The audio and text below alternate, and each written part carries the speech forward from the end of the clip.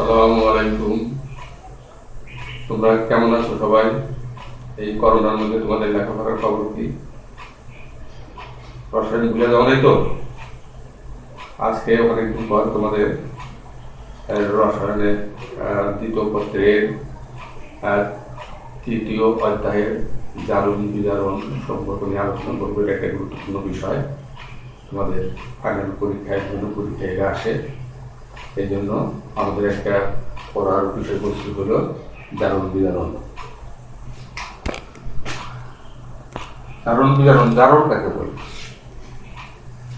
জারণ কাকে বলে? যে রাসায়নিক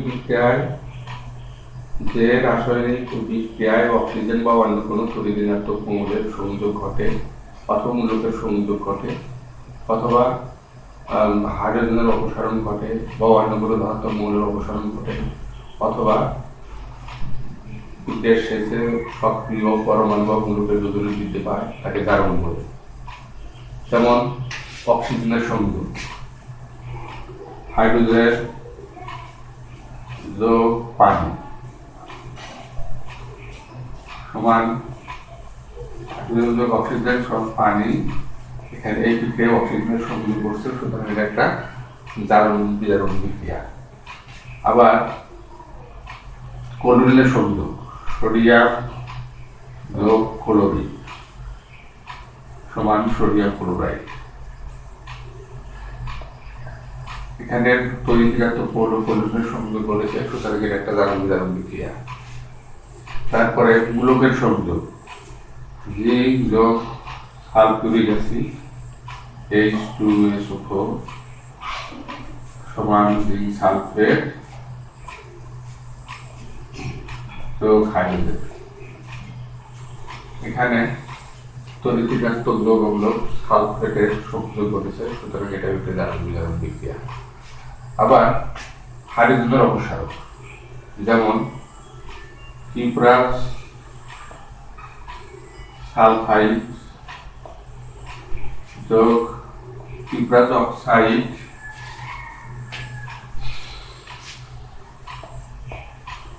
কিপ্রাস হাইড্রোজেন সালফাইড যোগ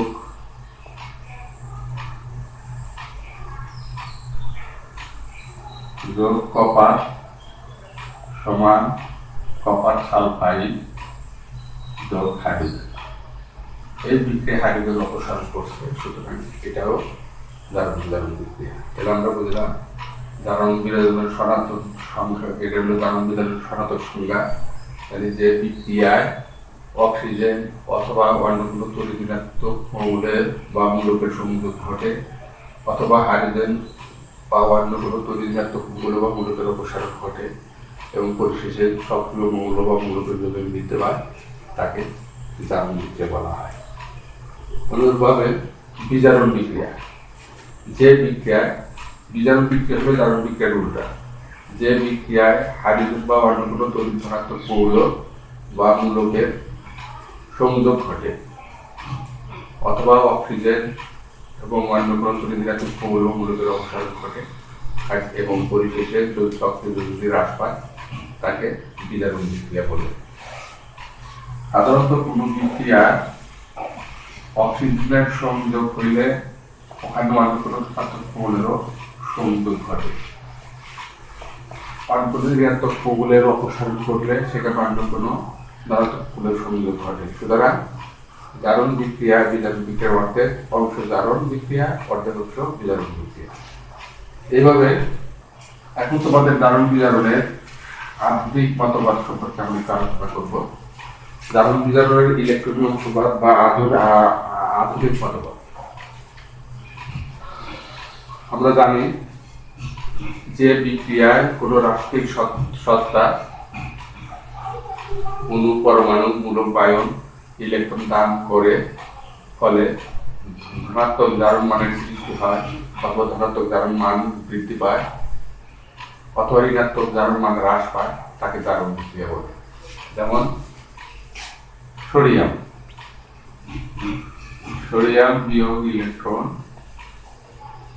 Na+, এই বিক্রিয়ায় ধনাত্মক জারণ মান সৃষ্টি হয়েছে। আবার Fe2 প্লাস বিয়োগ ইলেকট্রন is Fe3 প্লাস। আবার Cl মাইনাস Cl বিয়োগ ইলেকট্রন, Cl বিয়োগ ইলেকট্রন, Cl মাইনাস ইলেকট্রন, তাহলে Cl Cl। প্রত্যেকটা বিক্রিয়ায় জারণ বিক্রিয়া, প্রত্যেকটা বিক্রিয়াকেই ইলেকট্রনের অপসারণ করছে, ধনাত্মক চার্জ সৃষ্টি হয়েছে অথবা ধনাত্মক চার্জ বৃদ্ধি হয়েছে অথবা ঋণাত্মক চার্জ হ্রাস হয়েছে। এই জন্য এগুলো হলো জারণ বিক্রিয়া। আর জারণ বিক্রিয়ায় যে পদার্থ ইলেকট্রন দান করে তাকে বিজারক পদার্থ বলা হয়। বিজারক বিক্রিয়া যে বিক্রিয়ায় কোনো রাসায়নিক সত্তা, অণু, পরমাণু, আয়ন বা মূলক ইলেকট্রন গ্রহণ করে এবং ঋণাত্মক আয়ন সৃষ্টি হয় অথবা ধনাত্মক চার্জ হ্রাস পায় অথবা ঋণাত্মক আয়ন বৃদ্ধি পায়, ঋণাত্মক চার্জ বৃদ্ধি পায়, তাকে বিজারক বিক্রিয়া বলে। যেমন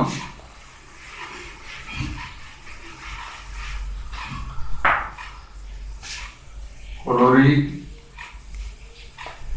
পরমাণু একটি ইলেকট্রন গ্রহণ করে, ইলেকট্রন গ্রহণ করলে Cl মাইনাস। আবার Fe2 প্লাস Fe3 প্লাস একটা ইলেকট্রন গ্রহণ করে, তাহলে Fe2 প্লাস। সালফার 2 মাইনাস যোগ 2 ইলেকট্রন S4 মাইনাস। প্রত্যেকটা বিক্রিয়ায় ইলেকট্রনের গ্রহণ করছে। প্রথম বিক্রিয়ায় ক্লোরিন ইলেকট্রন গ্রহণ করার ফলে ক্লোরিন ঋণাত্মক চার্জ গ্রস্ত হয়েছে, ঋণাত্মক আধান গ্রস্ত হয়েছে। দ্বিতীয় বিক্রিয়ায় Fe2 প্লাস একটা ইলেকট্রন গ্রহণ করছে, ফলে ধনাত্মক চার্জ হ্রাস হয়েছে। তৃতীয় বিক্রিয়ায় S2 মাইনাস আরো 2 ইলেকট্রন গ্রহণ করার ফলে ঋণাত্মক চার্জ 2 মাইনাস থেকে 4 মাইনাসে বৃদ্ধি হয়েছে। সুতরাং প্রত্যেকটা বিক্রিয়া হলো বিজারক বিক্রিয়া। এবার আমরা দেখব জারণ বিজারণ একই সাথে ঘটে তার ব্যাখ্যা। জারণ বিজারণ বিক্রিয়া মূলত জারণ বিজারণ বিক্রিয়ার অর্ধাংশ জারণ বিক্রিয়া, অর্ধাংশ বিজারণ বিক্রিয়া। তাহলে জারণ বিজারণ বিক্রিয়ায় একটা পরমাণু ইলেকট্রন দান করলে আর একটা পরমাণু ইলেকট্রন গ্রহণ করে, অর্থাৎ জারণ বিজারণ বিক্রিয়া একই সাথে গঠিত হয়। আমরা যে কোনো উদাহরণের মাধ্যমে জিনিসগুলো প্রমাণ করতে পারি। যেমন সোডিয়াম আর ক্লোরিনের বিক্রিয়ায়, সোডিয়াম ও ক্লোরিনের বিক্রিয়ায় সোডিয়াম ক্লোরাইড উৎপন্ন হয়।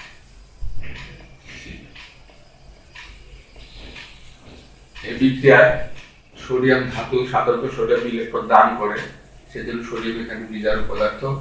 আর ক্লোরিন এখানে চারক পদার্থ, কারণ ক্লোরিন সাধারণত অধাতু ইলেকট্রন গ্রহণ করে।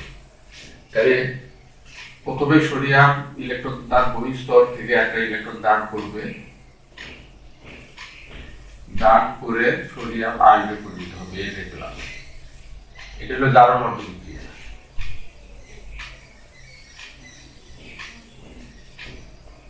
জারণ অর্ধ বিক্রিয়া। যে বিক্রিয়ার যে অর্ধাংশে ইলেকট্রনের অপসারণ ঘটে তাকে জারণ অর্ধ বিক্রিয়া বলা হয়। এই বিক্রিয়া সোডিয়াম তার বহিঃস্তরের একটা ইলেকট্রন করছে, বর্জন করছে, এই জন্য সোডিয়াম প্লাস বৃদ্ধি হয়েছে, সুতরাং এটা হলো জারণ অর্ধ বিক্রিয়া।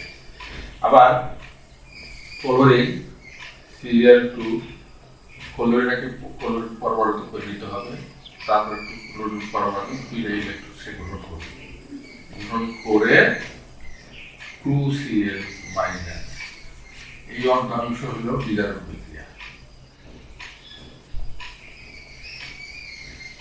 বিজারণ অর্ধ বিক্রিয়া।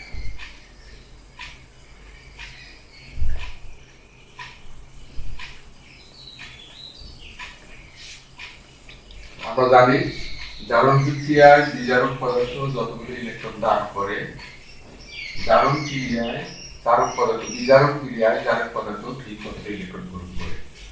অর্থাৎ জারণ বিক্রিয়ায় বিজারক পদার্থ যতগুলো ইলেকট্রন দান করবে, বিজারক ক্রিয়ায় জারক পদার্থ ঠিক ততগুলো ইলেকট্রন গ্রহণ করবে। সোডিয়াম একটি ইলেকট্রন দান করে, সোডিয়াম প্লাস পরিচয় এটা জারণবদ্ধ বিক্রিয়া। তাহলে 1 নম্বর সমীকরণ,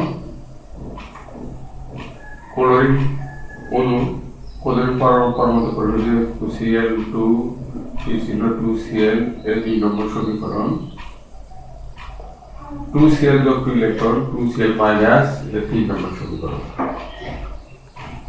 আমরা জানি জারণ বিজারণ বিক্রিয়ায় জারণ ক্রিয়ায় বিজারক পদার্থ যতটি ইলেকট্রন দান করে, জারণ বিজারণ বিক্রিয়ায় জারক পদার্থ ঠিক ততটি ইলেকট্রন গ্রহণ করে।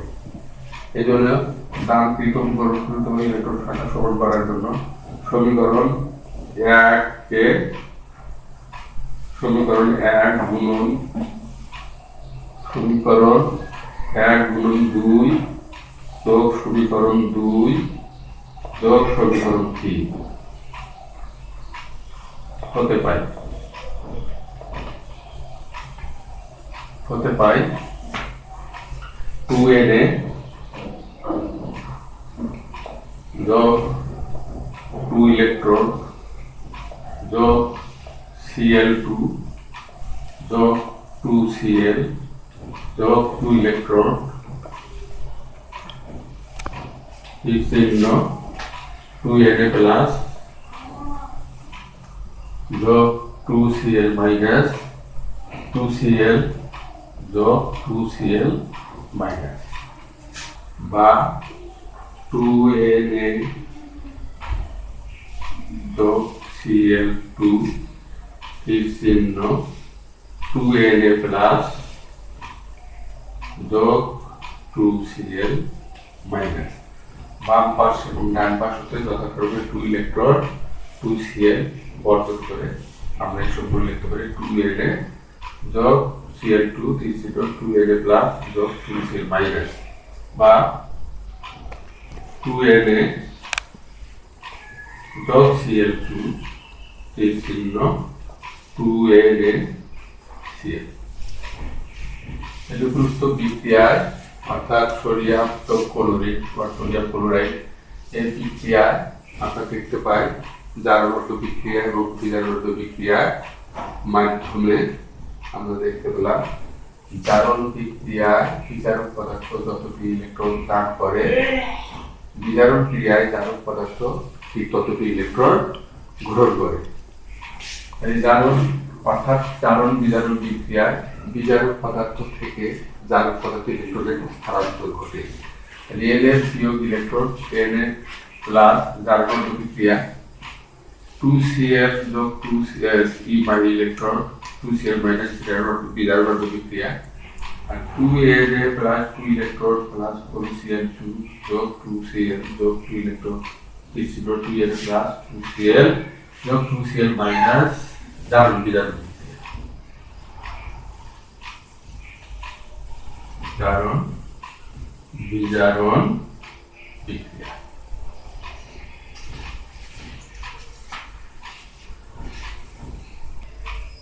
এরপরে জারণ অর্ধ বিক্রিয়া বিজারণ অর্ধ বিক্রিয়ার মাধ্যমে কোন রাসায়নিক সমীকরণ কিভাবে সমতা সাধন করা হয় সেটা আমরা দেখব। কারণ এই সমীকরণ ভিত্তি করে আবার অঙ্ক করতে হয়।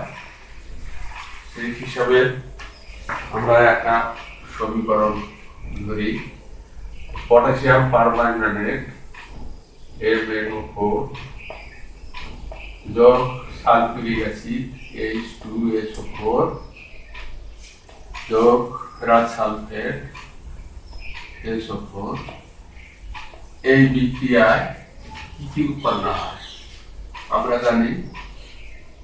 এই বিক্রিয়ায় বিক্রিয়ক যতগুলো ধাতু থাকবে পটাশিয়াম ম্যাঙ্গানেজ Fe এবং অ্যাসিড হিসাবে সালফিউরিক অ্যাসিড উপস্থিত থাকার কারণে প্রত্যেকটা ধাতুর সালফেট লবণ উৎপন্ন হবে। এই পটাশিয়াম সালফেট K2SO4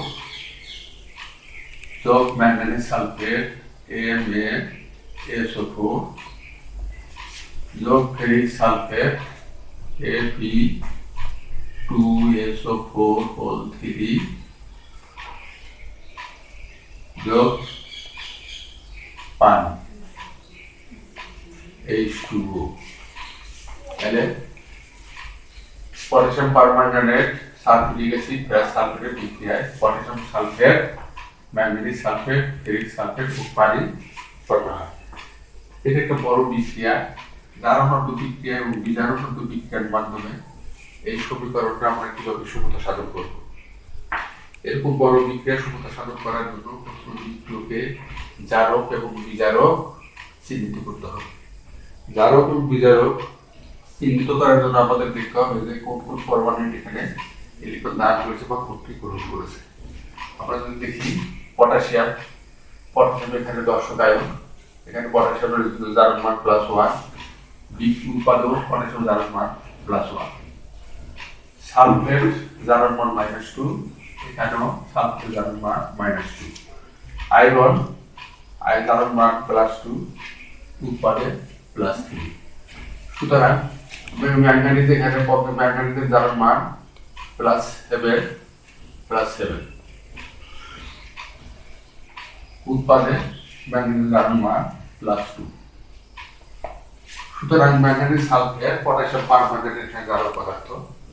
আবার বিক্রিয়কে Fe জারণ মান +2, উৎপাদে জারণ মান +3। সুতরাং ফেরাস সালফেট এখানে বিজারক পদার্থ। তাহলে এই বিক্রিয়াকে জারণাত্মক বিক্রিয়া, বিজারণাত্মক বিক্রিয়া আর সঠিকভাবে করার জন্য আমরা বিক্রিয়াকে কয়েকটা ধাপে বিভক্ত করতে পারি। 1 নম্বর সূচনা।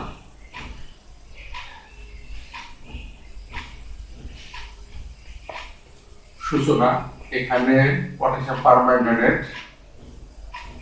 পারম্যাঙ্গানেট জারক এবং সালফেট বিজারক। কিভাবে বুঝলাম? পটাশিয়াম পারম্যাঙ্গানেটের ম্যাঙ্গানিজের জারণ মান +7 এবং পরিবর্তিত জারণ মান +2, অর্থাৎ ম্যাঙ্গানিজের বিক্রিয়ায় 7টা ইলেকট্রন জারণ মান 7 থেকে 2 হওয়ার কারণে পটাশিয়াম পারম্যাঙ্গানেট এখানে 5টা ইলেকট্রন গ্রহণ করে।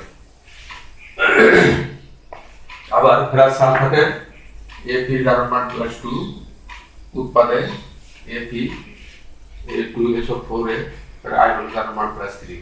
সুতরাং এখানে বিজারক কারণ সে একটা ইলেকট্রন ত্যাগ করেছে। তাহলে এই সূচনা এইভাবে আমরা চিহ্নিত করতে পারি কোনটা জারক এবং কোনটা বিজারক। এরপরে 2 নম্বরে আমরা লিখতে পারি বিজারণ অর্ধ সমীকরণ। বিজারণ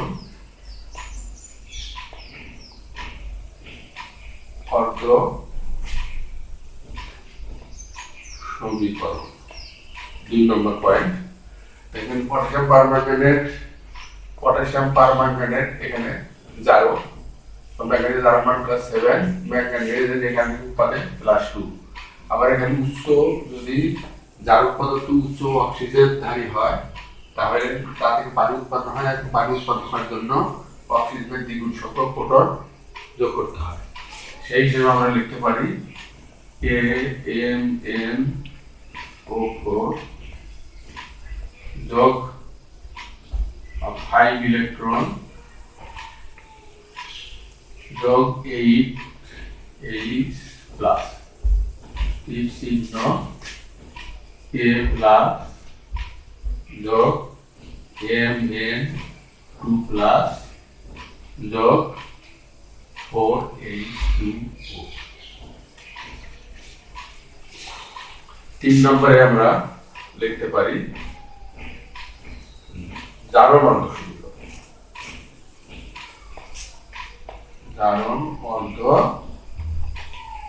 সমীকরণ।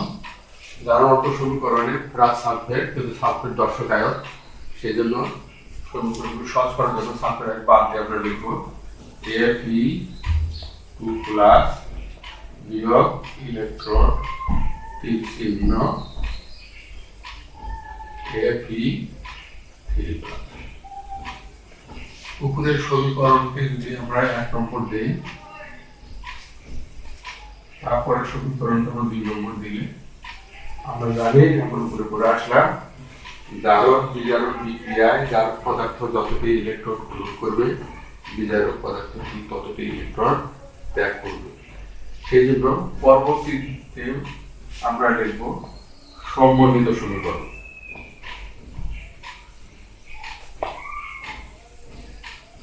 সমন্বিত সমীকরণ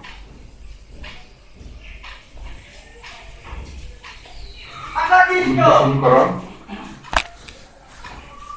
এক রূপ সমীকরণ সাথে দুই রূপ সমীকরণ পাওয়া যায় কিন্তু এক রূপ সমীকরণ যোগ দুই রূপ হতে পাওয়া যায় হতে পাই KMnO4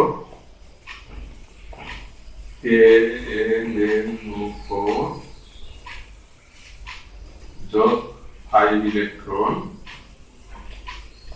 যোগ 8H প্লাস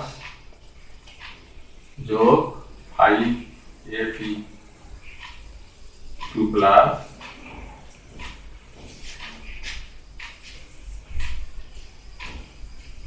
যোগ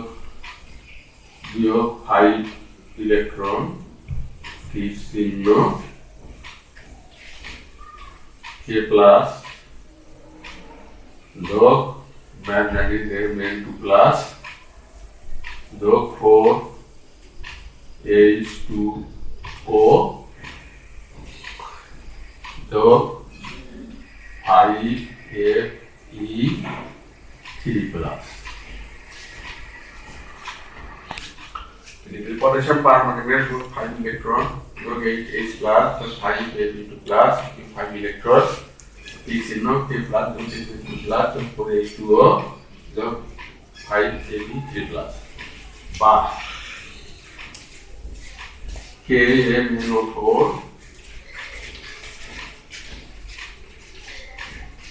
যোগ 8H plus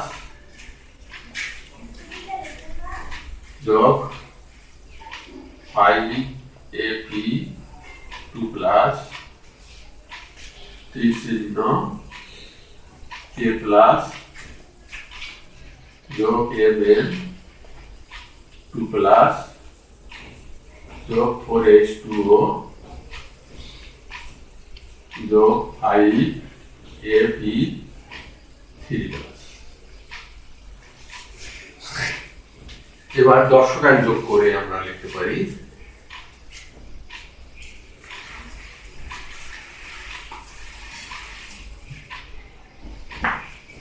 5 নম্বর পয়েন্ট আমরা লিখতে পারি দর্শকায়ন যোগ করে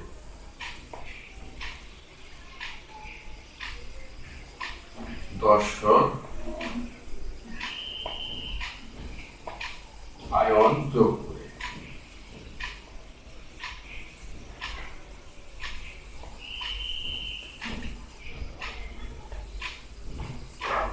দর্শকায়ন যোগ করে আমরা পাই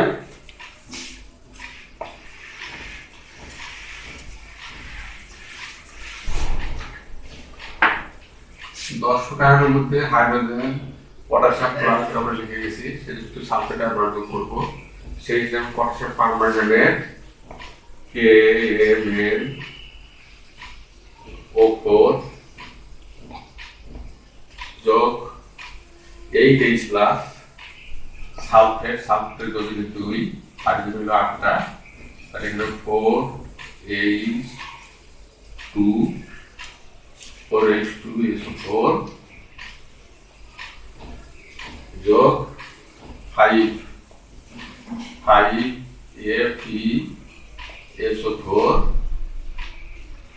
সমান K প্লাস এর সাথে যদি সালফেট যোগ করতে হয় তাহলে সালফেটের যোগ যদি 2 বা যার মান 2 সেজন্য K2 লিখতে হবে SO4 K2SO4 কিন্তু আমাদের সমীকরণে আছে K প্লাস একটা K কিন্তু আমাদের লিখতে হচ্ছে K2SO4 এই জন্য প্রত্যেকটা পদার্থের সামনে দুইটা কি করে যেতে হবে 2 4 দুগুণে 8 5 দুগুণে 10 যোগ 2K NaSO4 যোগ 4 দুগুণে 8 H2O যোগ 5 Ap2 SO4 O3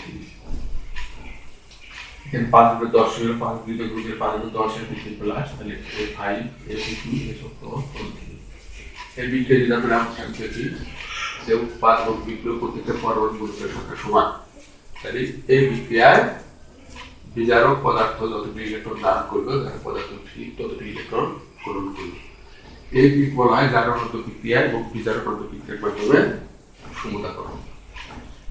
এরপরে এই যে সমীকরণ এবং সমতাকরণ শিখলাম এখানে সমতাকরণ শেখার পরে এই সমীকরণের মাধ্যমে আমাদেরকে অনেক গুরুত্বপূর্ণ অঙ্ক করতে হবে। উদাহরণ হিসাবে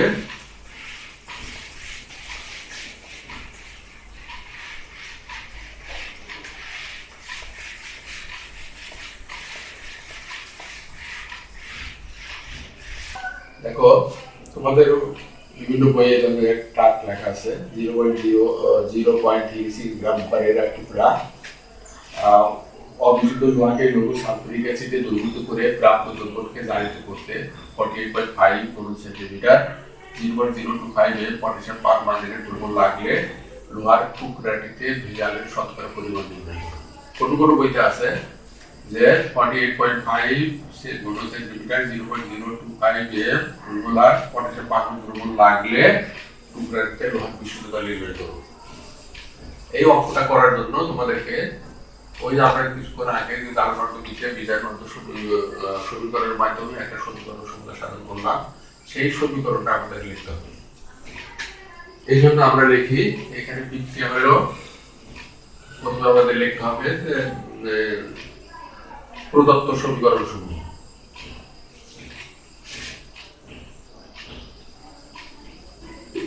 প্রদত্ত সমীকরণ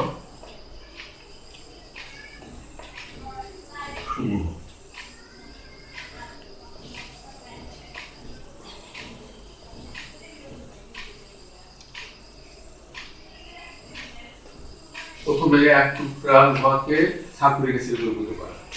এক টুকরা লোহাকে সালফিউরিক অ্যাসিডে দ্রবীভূত করলে ফেরাস সালফেট এবং হাইড্রোজেন গ্যাস উৎপন্ন হয়। চিত্র AbSO4 যোগ H2। পরবর্তী বিক্রিয়াটা হলো KMN যোগ H2SO4 যোগ AbSO4 তীর চিহ্ন KMN O4 যোগ K2SO4 K2SO4 যোগ MnSO4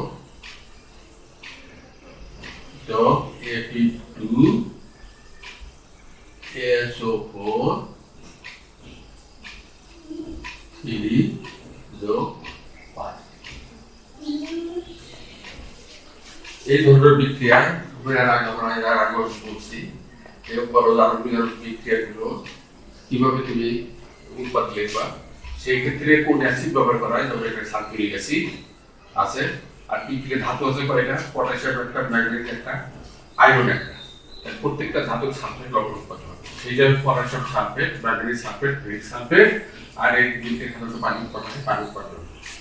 এখন এই বিক্রিয়াকে আমরা সমতা সাধন করবো অঙ্ক করার জন্য। অঙ্ক করার সাথে আমরা কিভাবে তাড়াতাড়ি সমতা সাধন করতে পারি সেই হিসেবে পটাশিয়াম পারম্যাঙ্গানেটের জারণ মান কত, ম্যাগনেসিয়াম জারণ মান কত, এখানে +7, ম্যাগনেসিয়াম জারণ মান +7, আয়রন জারণ মান কত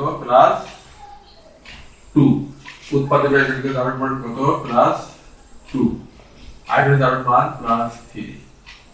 এখানে জারক পদার্থ যতটি ইলেকট্রন গ্রহণ করে +7 থেকে +2 অর্থাৎ 5টা ইলেকট্রন সে গ্রহণ করে, সেই জন্য জারক যতগুলি ইলেকট্রন গ্রহণ করে বিজারকের সামনে বসাইতে হবে।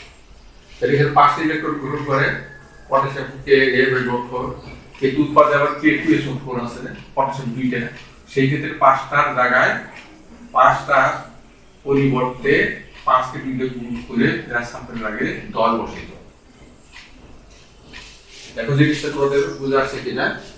পটাশিয়াম পারম্যাঙ্গানেট এখানে জারক পদার্থ, জারক যতগুলি ইলেকট্রন গ্রহণ করবে বিজারকের সামনে বসাইতে হবে, বিজারক পদার্থ যতগুলি ইলেকট্রন দান করবে জারকের সামনে বসাইতে হবে। এটি লক্ষ্য করার জন্য আমরা তাড়াতাড়ি সহজভাবে সমীকরণ সমতা সাধন করতে পারি। এখানে পটাশিয়াম পারম্যাঙ্গানেট 5টা ম্যাঙ্গানেজ আয়ন 5টা ইলেকট্রন গ্রহণ করে, কিন্তু এই সমীকরণটা আমরা সমতা সাধন করতে যে দেখেছি যে পটাশিয়াম সালফেটের সংকেত লেখার জন্য এখানে K2SO4 লিখতে হয়। তাহলে এখানে পটাশিয়াম একটা ক্ষেত্রে 2টা হয়, সেই জন্য প্রত্যেকটা বস্তুকে এখানে 2টা গুণ করে দিতে হবে। সেই হিসাবে 5 এর পরিবর্তে আমাদেরকে 10 করতে হবে। একইভাবে ফেরাস সালফেট আয়রন 2 পরিবর্তিত জারক মান +3, অর্থাৎ আয়রন এখানে একটা ইলেকট্রন দান করে, তাই একটা ইলেকট্রন দান করে তাহলে পটাশিয়াম পারম্যাঙ্গানেট আমরা জানি যে বিজারক যতগুলো ইলেকট্রন দান করবে জারক পদার্থর সামনে তা বসে, সেই সংখ্যা বসাতে হবে। তাহলে এখানে বিজারক একটা ইলেকট্রন দান করে, কিন্তু পটাশিয়াম 2টা থাকার কারণে ওই একটা 2টা গুণ করে জারকের সামনে 2 বসে। এখন পটাশিয়াম পারম্যাঙ্গানেট 2 বসানোর কারণে অক্সিজেন হলো 4 দুগুণে 8টা, তাহলে পানির আগে আমাদেরকে 8 বসে। যেহেতু পানির আগে 8, হাইড্রোজেন 16টা, তাহলে সালফিউরিক অ্যাসিডের আগে আমাদের 8 বসাতে হবে। আবার আয়রন যেহেতু 10টা, তাহলে FeSO4 এর আগে 5 বসাতে হবে। এই হলো সংক্ষেপে আমরা সমীকরণটাকে সমতাকরণ করে ফেললাম। 2KMnO4 যোগ 8H2SO4 যোগ 10 FeSO4 K2SO4 যোগ ম্যাঙ্গানেজ আছে 2টা, তাহলে এখানে 2 বসিয়ে দেব, যোগ 5Fe2SO4 যোগ 8H2O।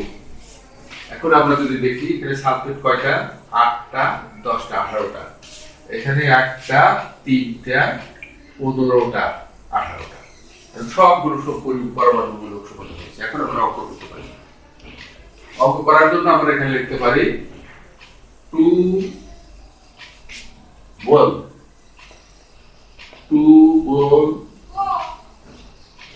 KMnO4 equivalent 10 FeSO4 বা 1 mole KMnO4 equivalent 5 FeSO4 বা 1000 মিলিলিটার 1 এর KMnO4 equivalent 1000 মিলিলিটার 5 এর FeSO4 equivalent 5 5 গুণন আয়রন পাইর পর 56 গ্রাম Fe2+ বা 40.5 centimetre millilitre 0.025 m potassium permanganate equivalent 48.5 millilitre 1 m 0.025 m KMnO4 একটু আমরা জানি 5 গুণন 56 গুণন 48.5 গুণন 0.025 বাই 1000 এত গ্রাম Fe2 প্লাস সমান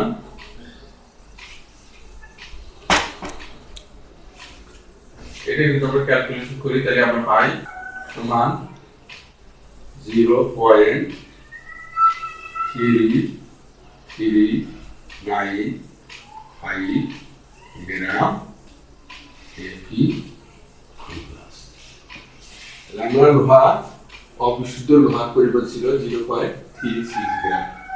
এখানে বিশুদ্ধ লোহা যে বিক্রিয়া করছে সেটা বিশুদ্ধ লোহা, এটা যদি বিক্রিয়া করে যায় তাহলে বিশুদ্ধ লোহার পরিমাণ আমরা পাইলাম 0.3395 গ্রাম।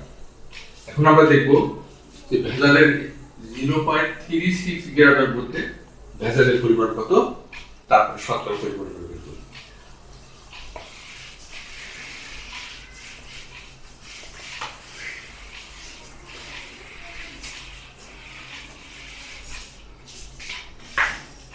সুতরাং 0.36 গ্রাম অবিশুদ্ধ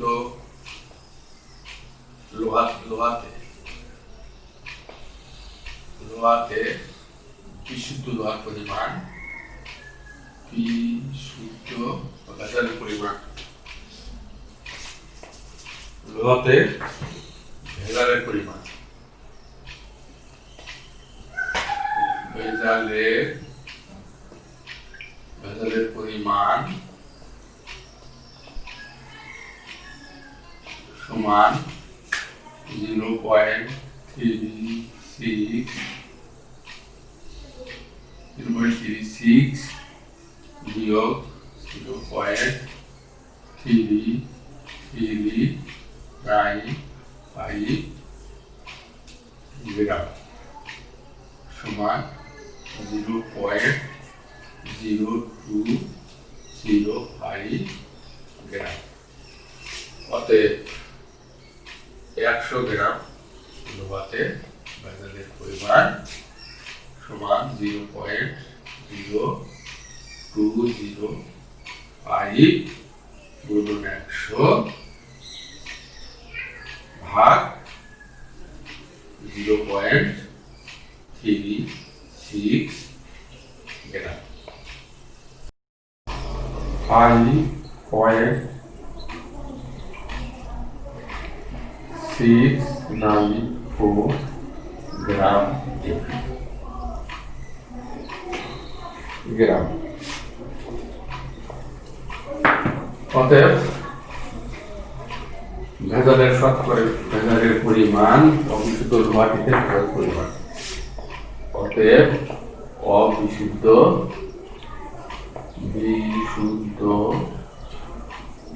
লোহাটিতে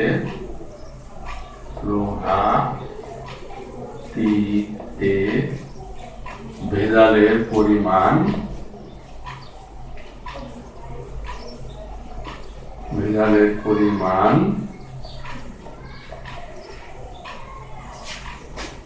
5.694%। আনসার। এইভাবে জারণ বিজারণ একই সাথে ঘটে, জারণ বিজারণ বাক্য সমতাকরণ তাদের ভিত্তি করে অনেক অঙ্ক করা লাগে। বুঝতে পারছো না, যদি বললো তাহলে সামনে চলছে সেটা তোমাদের উপর জিজ্ঞাসা করবো। এখন দেখো, যদি অঙ্কের শেষে এইভাবে থাকে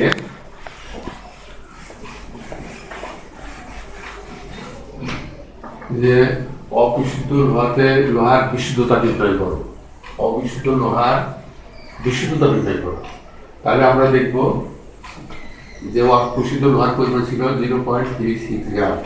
তাহলে এখন কত গ্রামের মধ্যে কত গ্রাম বিশুদ্ধ লোহা আছে সেই হিসেবে আমরা লিখতে পারি 0.36 গ্রাম অবিশুদ্ধ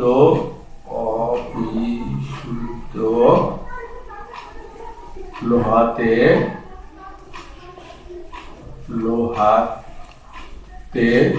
বিশুদ্ধ লোহার পরিমাণ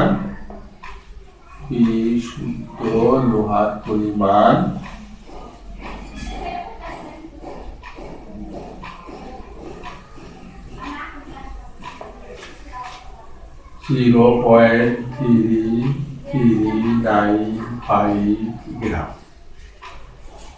অর্থাৎ একে কত 100 কত 100 গ্রাম